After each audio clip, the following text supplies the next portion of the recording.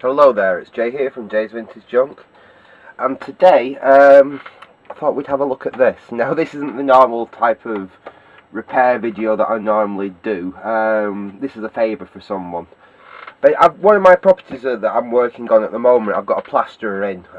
It's a complete renovation I'm doing of an old terraced house. It's about 200 years old and it was in a right state when I bought it.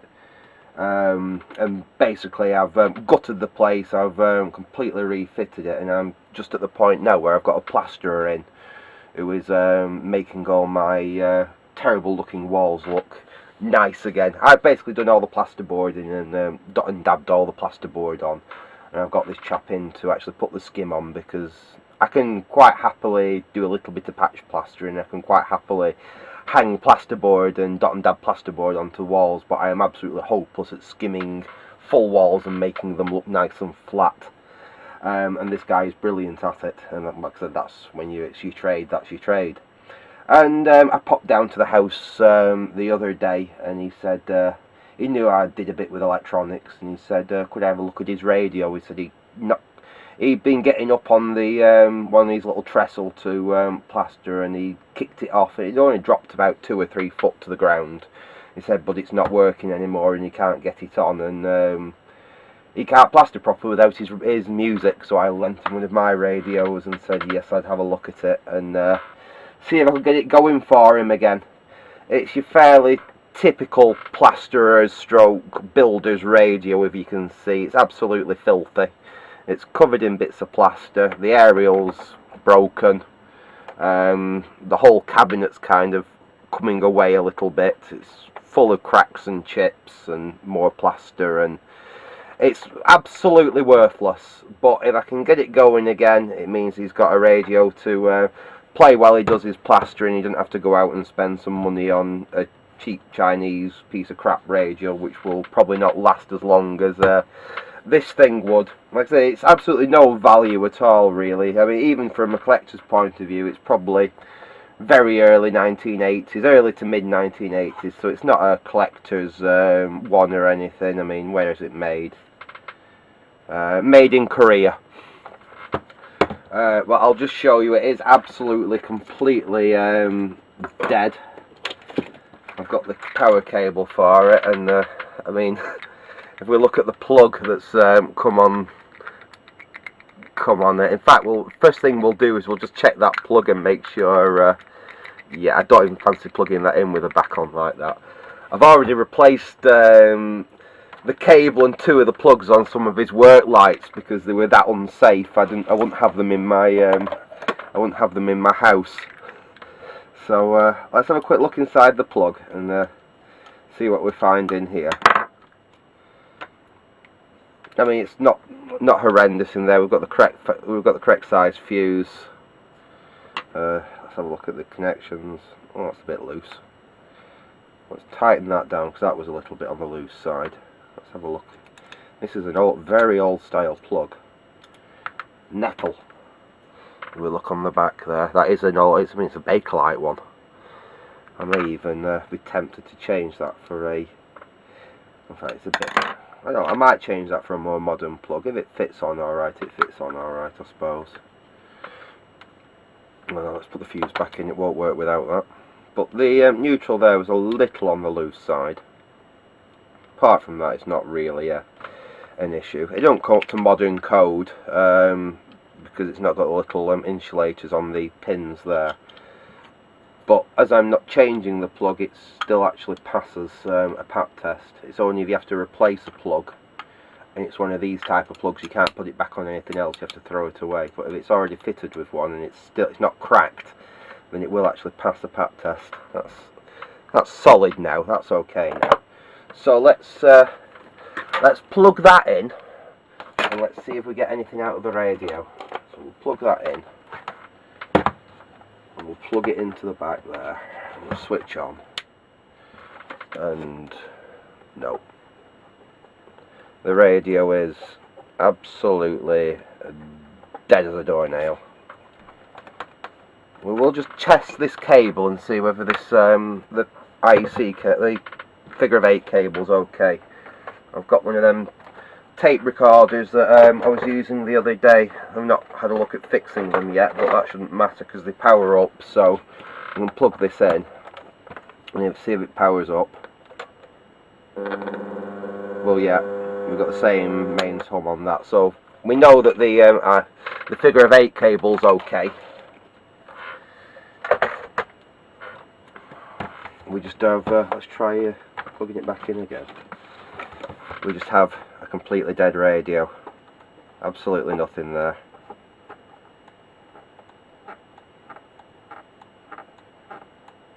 I think the switch doesn't feel so good either there, because it's one of these rotaries where you click it all the way around and it clicks off, and then clicks on, and I can't feel, the click isn't as responsive as it should be for one of them type switches. So we'll crack it open and we'll have a look what we find inside.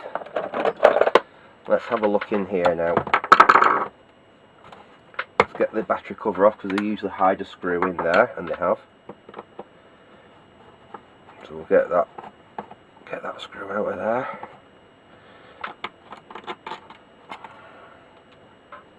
And we'll take that screw out of there. And we'll take that screw out of there. I mean, if I can't fix this radio, I'll just have a look through all my radios and find something for him. Yeah, this is in quite a bad state. It's obviously been dropped multiple times by the look of it. Let's get, we've got an aerial there. We've got the battery contact, so that's the first thing we'll do. Let's see if we can power it up on battery and see whether it'll fire up on battery, and we'll take it from there. Well, not batteries, we'll connect it up to my bench supply and we'll use that to power it. So where's the plug for my bench supply? There it is. Okay, that's connected up. So right, let's have a quick look here, see what we can let's see what we can find. What we need is a couple of test leads. Oops, that's one. Let's see if we can find another of them. We should have one somewhere. Ah, there's another one. So what have we got? It takes 4 C-cell batteries. Oops, knocking everything everywhere, trying to get to my bench supply. It takes 4 C-cell batteries, this, so that's 1.5 volts each, so that's 6 volts it takes. So we can set the bench supply to 6 volts. And plug that in there. Switch the bench supply on. Yeah, I've got 6 volts on there. You can see what I'm doing down here. Basically we'll connect that up to that spring there. We'll connect this side.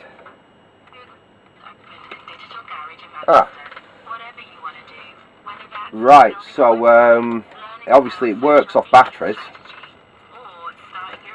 The handle's badly. We'll take that off now. We'll have to fix that there, that's all snapped out. That can push back in there like that.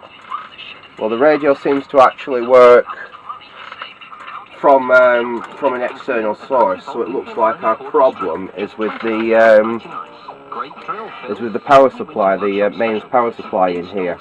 Let's just disconnect that again, and we'll disconnect that and get that out of the way. So our problem is obviously going to be mains input related there. So let's have a look. Let's have a look at that, see where our issue could be. It could be that the transformer's failed, but I can't see how that would have failed from just dropping. What we may have a problem with is it seems to have a switch here, which obviously will disable this switch here will basically cut the batteries off when the mains is applied through there. And I wonder if that is not latching properly.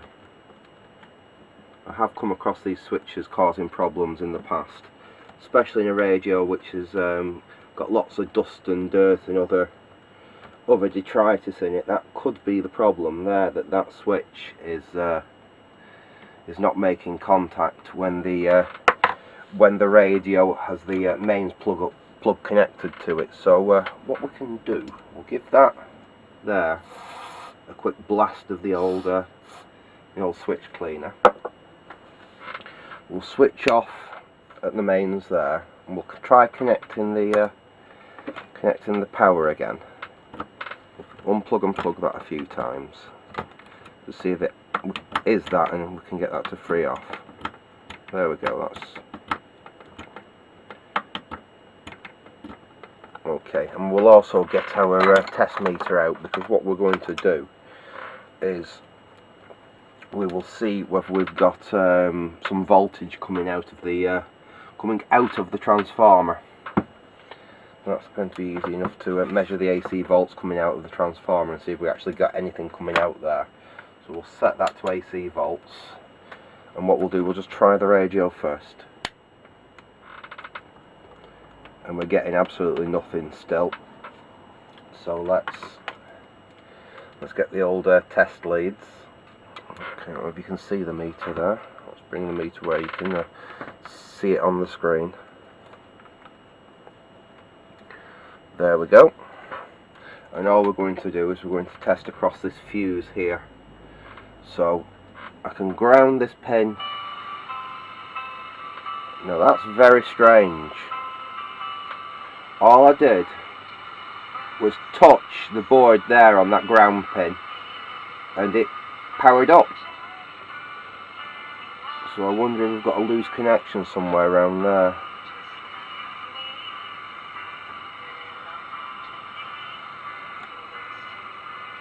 Touching things, I can't get it to go off again. Right, well, while it's working,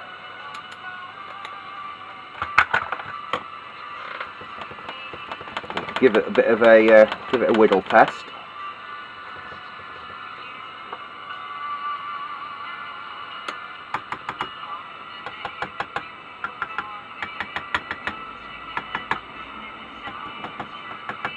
Well, that seems to be working again.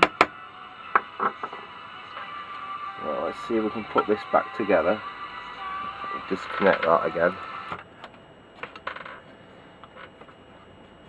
And let's see if we can put this thing. Back together again. That's snapped off where it would have fitted in the back of the case. It really is in a real mess, this radio, but like I said, if it actually does what he wants it to do, then it's not going to be a major issue. Put the aerial back through. That goes in there.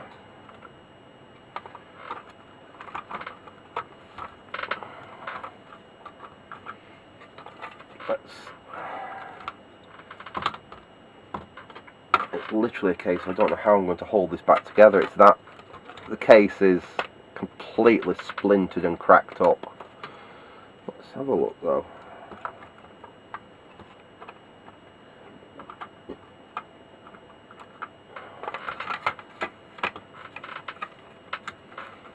Ah, I can see where that's broken off from there now.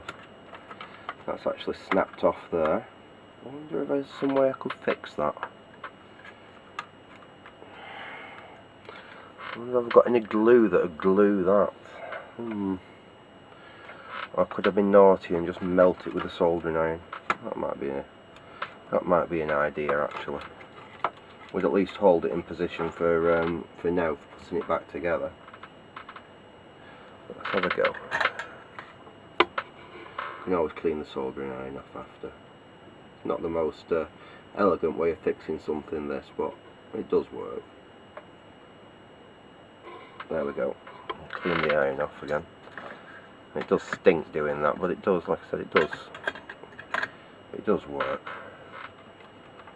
There we go. Oh, it's snapped back off. Let's try that again. So I'm not looking for perfection on this, I'm just looking to get his radio working again, so he can carry on doing my plastering. I'll just melt that like that a little bit.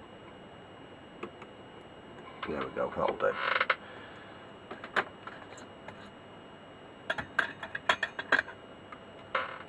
Put that to one side. Let's see if it still plays. Yeah, it's coming on.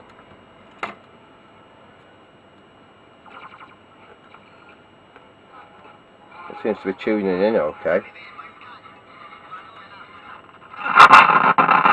Oh, that's what I think I will do. Let's just disconnect the power again. I might just give it a little shot of switch cleaner in, that's volume control, while we're in here. See if we can get that a little bit better, because that sounded pretty terrible. Let's have a go at that. That switch is sounding better as well with a bit of that on it. There we go.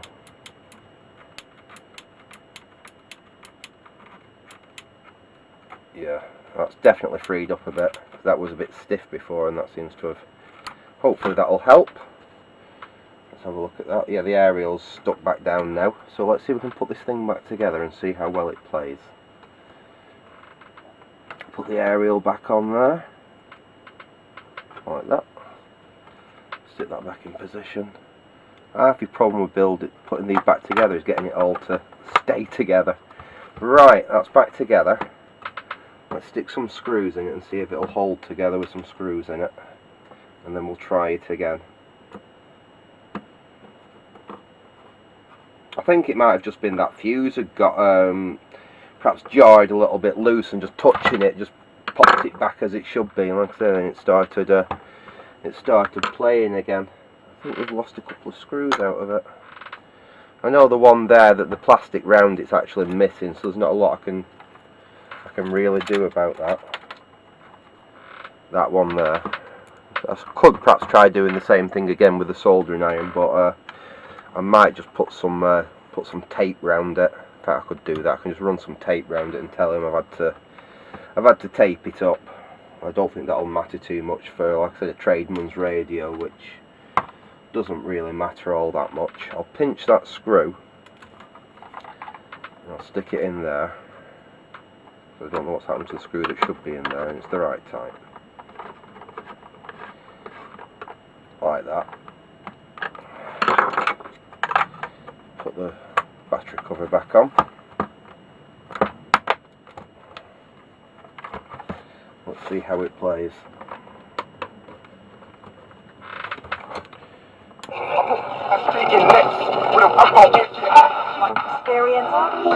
There we are.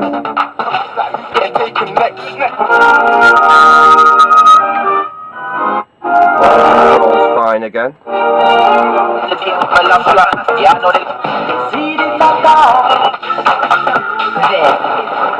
That pop rock thing absolutely perfect.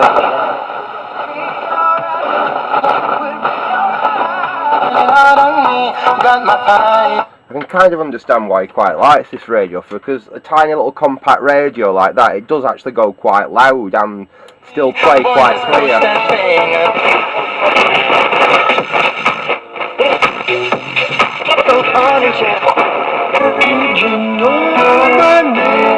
And the volume control now, no crackle on it, and the volume, the wave change seems okay. I don't think it'll ever get used on anything but FM. All I need to do is perhaps get the case, so the case will hold together a little bit better for him. We've got any tape kicking about. Let's have a look. What colour? Well, we've got yellow. I don't think it's really going to matter. Like I said, for a builder's radio, he's more concerned about it actually working than aesthetics. So what I'll do, I suppose it would be better if it was black, but I'll say it's high vis for his safety. We'll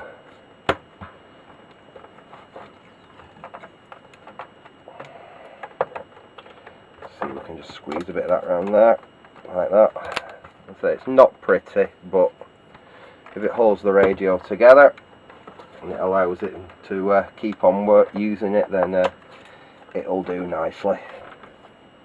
That should do it. So we've got a screw holding it on that side there. We've taped it there so it's nice and solid. So let's give it one last try. There we are.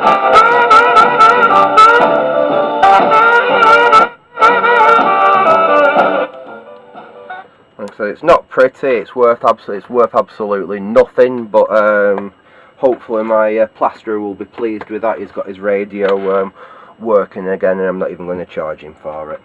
So I'll leave it there for now. Like I say, I hope you enjoyed that little tinker there. Thanks for watching, and goodbye.